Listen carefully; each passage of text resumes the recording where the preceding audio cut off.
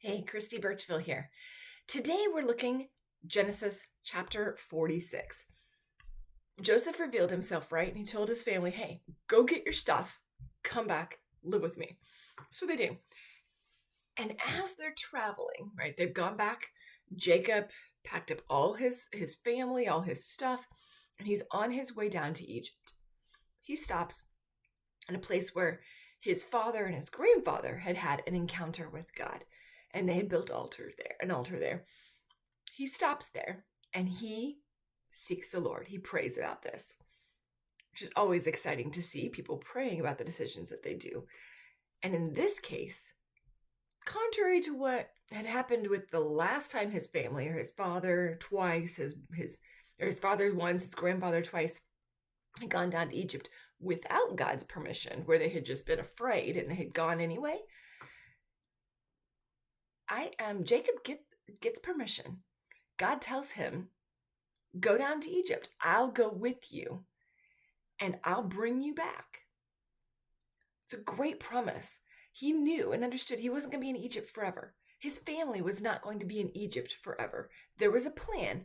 God had promised them the land they were in, and now they were leaving it. But God was saying, it's okay, because I'm going to bring you back. When we go and we do things, first off, are we asking God? Are we checking with God? Are we making sure that this is truly what our plan should be? Like I said, Jacob understood and probably remembered the stories of his father and grandfather going down to Egypt without God's blessing and without God telling them to, and the troubles and difficulties that they experienced when they did that. And now here he is going to Egypt, probably a little nervous about this. God says, it's okay. It's time. I'm directing this. This is how it needs to be. So we have that part. And then the incredible promise. I'm going to bring you back. There will come a time, Jacob, when your family will come back to this area, and I will fulfill what I promised the family that I would do. And I would give you this land as your promised land. When we're doing the things that God has us doing, He may take us on what feels like a detour. It's not the most direct path from point A to point B. And that can be really confusing for those of us who try to understand or try to reason out what God's doing. What we need to understand is that God is still in control, and He is leading the path.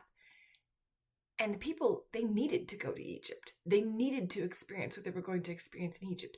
They needed to become the mighty nation that they were going to be while they were in Egypt.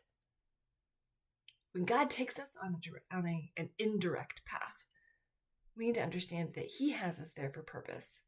He has a reason for taking us the way He's taking us. And sometimes the most direct path from point A to point B is not a straight line. At least not according to God. At least and not according to us. It's a straight line from what God's probably seeing. We just don't see all the extra pieces that we need to along the way. Trust God. Allow Him to lead and direct us. He won't lead us astray.